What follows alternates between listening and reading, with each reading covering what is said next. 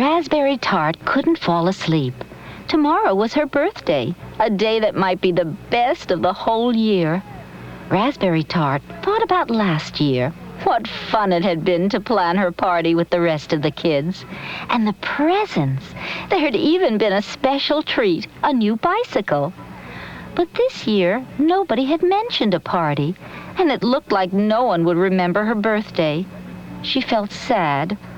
What if everyone in Strawberry Land, including Strawberry Shortcake, had forgotten that tomorrow was Raspberry's special day? Raspberry Tart tossed and turned, but she finally fell asleep. Raspberry dreamed a wonderful dream about a big birthday party. All her friends were there. Blueberry Muffin, Orange Blossom, Angel Cake, Lemon Meringue, and of course, Strawberry Shortcake. They had all come to her party, and they had even brought their pets. Everyone gave her a present, and streamers and laughter swirled everywhere.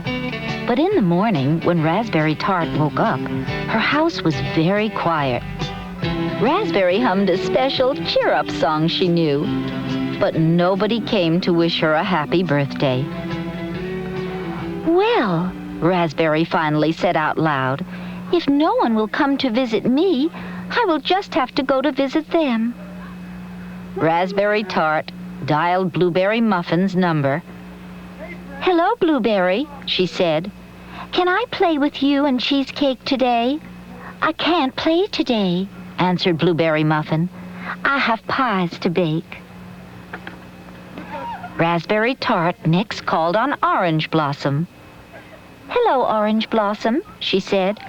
"Could you meet me at the park today?" Orange Blossom answered, "I'd like to, but I can't. I have to finish painting an important picture by 3 o'clock. If I go out to play, my painting won't get done." "Oh, all right then," Raspberry answered in a sharp voice. "I'm sure that I can find someone who isn't so very busy to play with me." And she quickly hung up. Raspberry Tart knew that sometimes you have better luck just going to a friend's house instead of phoning first. So she put on her hat and walked out the front door. Rhubarb went with her. They walked down the road until they came to Angel Cake's house. Raspberry Tart knocked, and Angel Cake came to the door. "Would you like to come to the park with us?" Raspberry asked. "Oh, thank you very much, but I just can't today." Raspberry Tart was very disappointed. "Who cares about that little Angel Cake anyway?" she thought. "I'll find someone better to play with." With Rhubarb at her side, Raspberry went straight to Lemon Meringue's house. She called to her from the front walk. "Would you like to play with us in the park?" "I would like to, but I must wash my hair so that it will look pretty at the special party I am going to. Maybe I can play tomorrow." "It isn't fair," Raspberry said to Rhubarb. "Why should Lemon get to go to a party when it's my birthday? I'm the one who should be going to a party. Oh, why didn't anyone remember?" She thought she would try one more place, but when she got to Huckleberry Pie's house, there was a big sign on the door, "Gone Fishing with Strawberry Shortcake." Raspberry Tart sat down on Huckleberry Pie's front porch and began to cry. As she cried, she thought to herself, "I will always remember how everybody forgot my birthday. They will be sorry that they were so mean to me." Raspberry Tart turned to Rhubarb Monkey and spoke in a firm voice. "You and we're going to have our own party in the park. We'll make a mud pie and seed cake. We will not invite the other kids, but we will ask some birds to share it with us. The birds can sing happy birthday, then we can climb some trees and look at their babies." Rhubarb smiled and clapped his hands, and off they went. Raspberry Tart and Rhubarb Monkey had their party with the birds. Then they went to find a good tree to climb. Rhubarb Monkey climbed quickly and easily. When he spotted a pretty nest with 2 baby birds in it, he motioned to Raspberry Tart. "There are 2 babies in this nest. Come and see them." Raspberry Tart started up the tree, but she did not get very far. When she was only a few feet from the ground, she lost her footing and fell with a thump. Although she was not hurt, Raspberry wanted to leave the park. She had had enough tree climbing. Everything seemed to be going wrong today. As Raspberry and Rhubarb walked home, they passed a store. "Rhubarb," announced Raspberry Tart, "I know that nobody else is going to give me a present, so I will give myself one. It will cheer me up." Raspberry Tart looked at pretty necklaces and pins. Finally, she chose a seashell bracelet. All the way home, Raspberry Tart looked at her beautiful new bracelet. She was pleased with it. It did make her feel a little better. "This has been a long, long day," said Raspberry as they came to her house. "I think that I will go to my room and take a little nap." As she walked up to her front door, it opened slowly.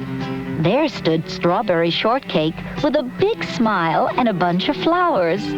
"Happy birthday," she sang. When Raspberry Tart walked inside, there was an even bigger surprise. All her friends were in the living room, and in the corner was a heap of presents. "What a lucky girl I am," thought Raspberry Tart. "I thought that everyone had forgotten me, but now I see that they were really trying to surprise me. Friends don't usually forget each other's special days." Strawberry Shortcake took charge. She called everyone to the table. It was time for the birthday cake. After everyone sang happy birthday, Raspberry Tart blew out the candles. Raspberry Tart opened all her presents. Then the kids all hunted for peanuts. They pinned the tail on the donkey. They had a balloon blowing contest.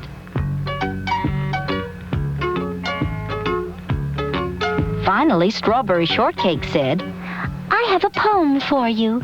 Here it is. A day that's special just for you. Your birthday is here, and we are too.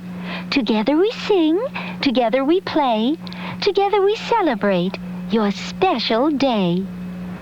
When the party was over, Raspberry Tart stood at the door and waved goodbye to most of her friends. The day was almost over, but there was one more special treat. For Strawberry Shortcake had decided to sleep over that night. As she snuggled under her blankets, Raspberry Tart thought about her day. She smiled and felt like the happiest girl in Strawberry Land. Happy birthday, Raspberry Tart, and good night.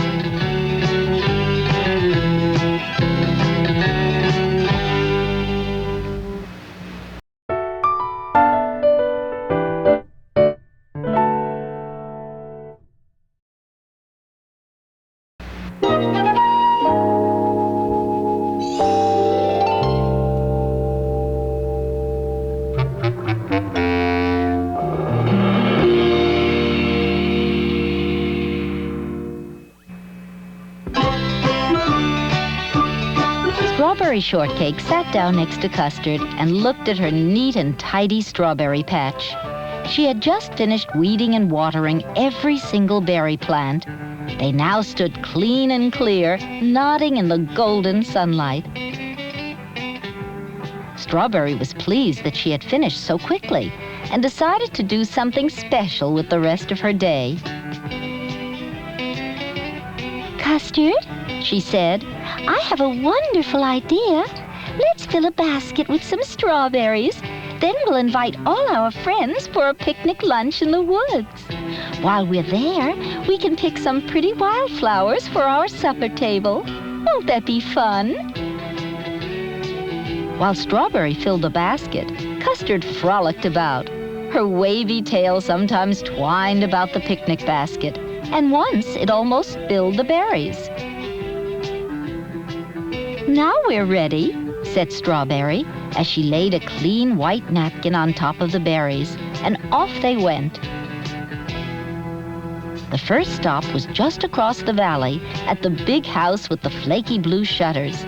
Strawberry marched up and tapped on the slightly topsy-turvy door. Her friend and closest neighbor, Huckleberry Pie, opened it.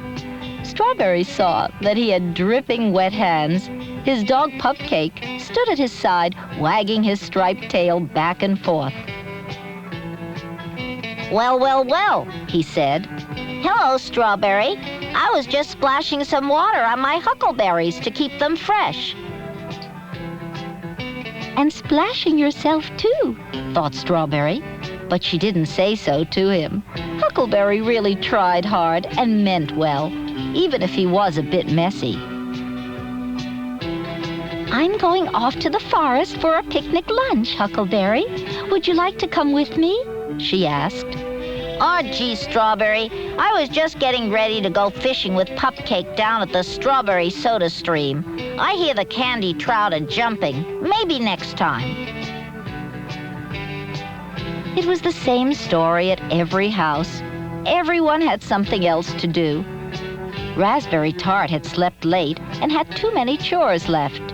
So much to do, said Raspberry, that I can't just go off whenever I want.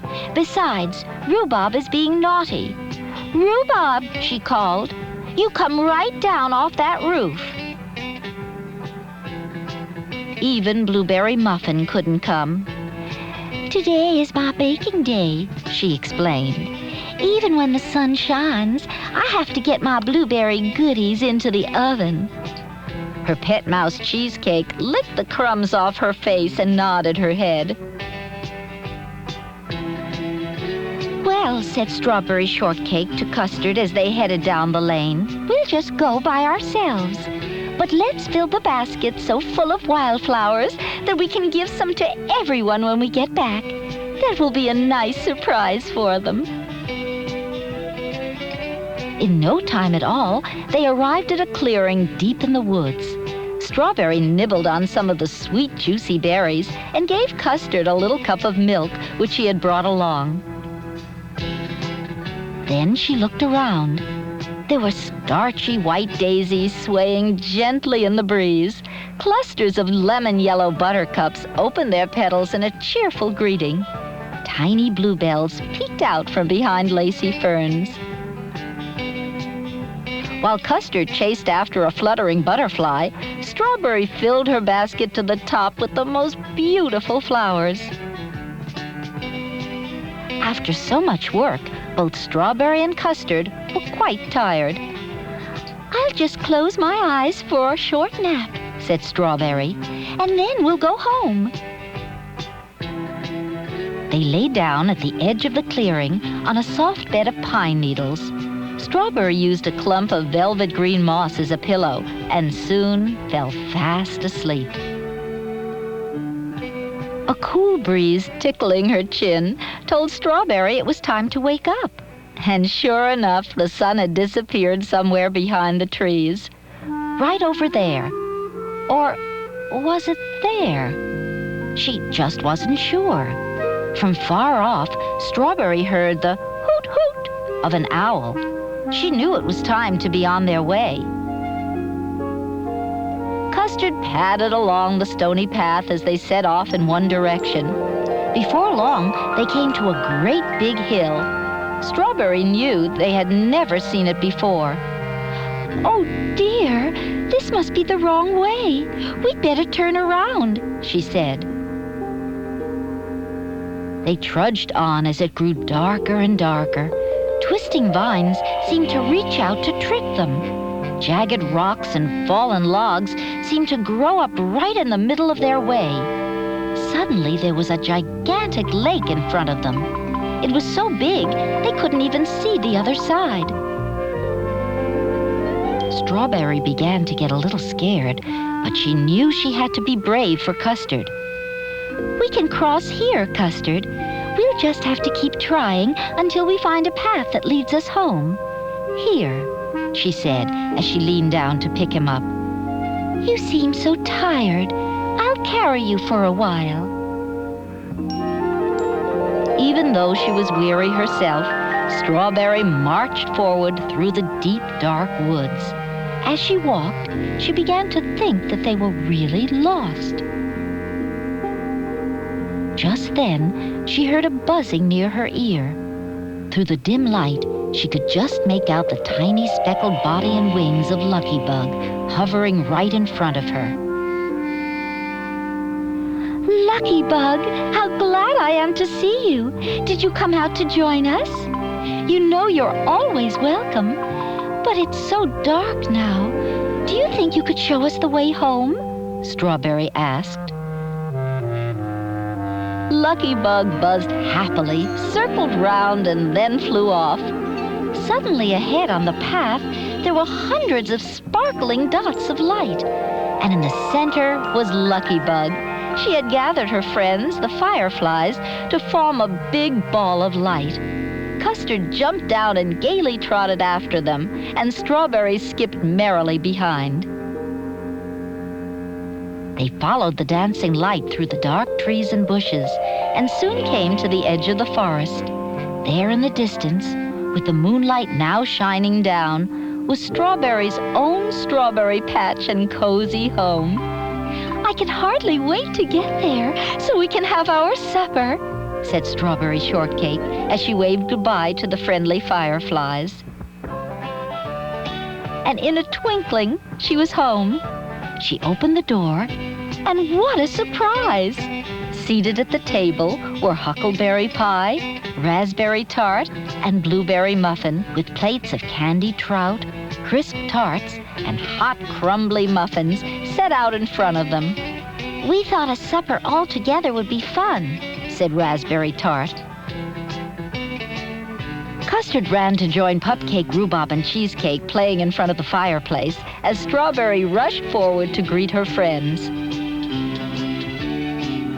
Wherever have you been so long? We've been waiting for you. Has anything happened? Asked Blueberry Muffin. Oh, nothing much, laughed Strawberry Shortcake. I went into the forest to pick some wildflowers and ended up finding some new friends, and one special old friend as well. With a happy buzzing near her ear, Strawberry Shortcake then sat down to celebrate her return. She gave a flower to everyone, ate some of the good things on the table, and then finished up with a glass of milk and a big bowl of her favorite fruit, bright red delicious strawberries. This has been a very exciting day, said Strawberry. But being with all my friends is the very best part of all.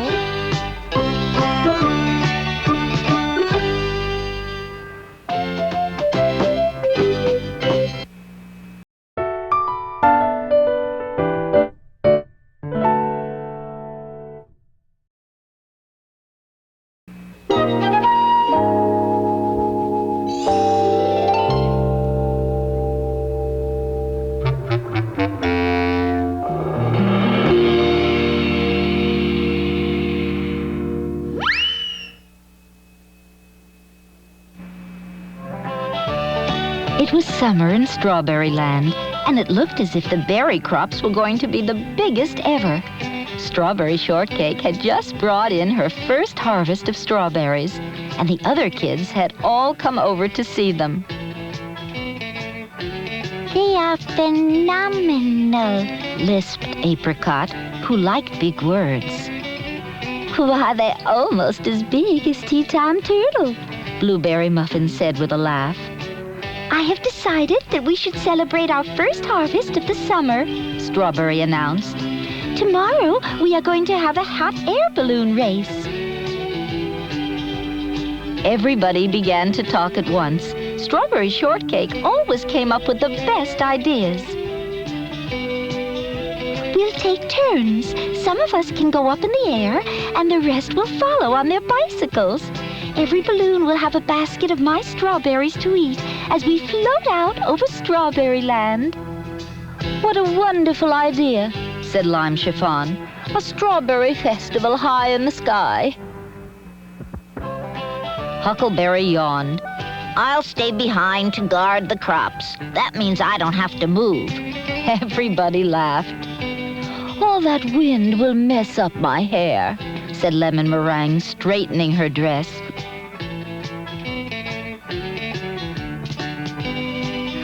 I go, cried Cherry Cuddler. She was always ready to try anything. Soon it was settled between them who would go and who would stay. Everybody went home to get ready for the trip. Very early the next morning, the kids met on the open field behind Strawberry Shortcake's house.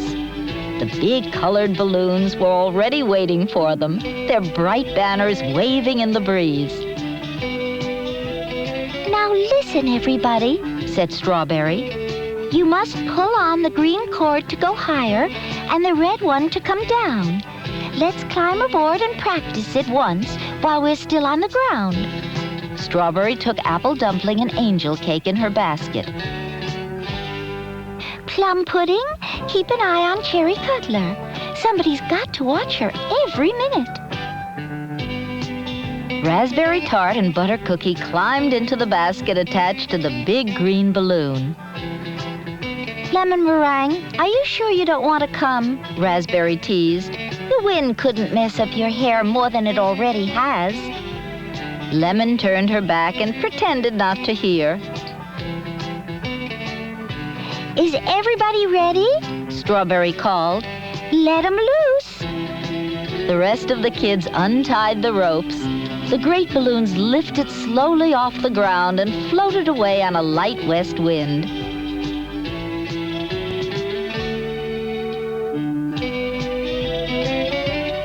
Get your bicycles, everybody, said Lemon Meringue. We'll take the road by the river.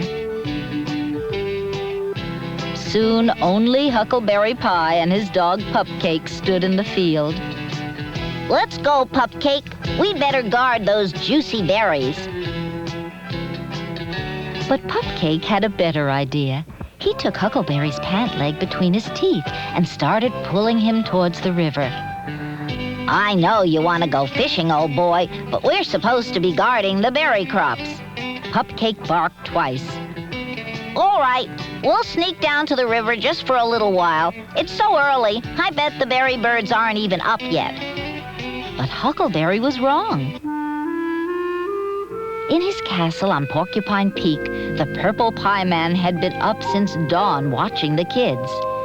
When he saw the balloon floating away down the valley, the Pie Man shrieked for Captain Cackle, the leader of the berry birds. Time to go, Crackle.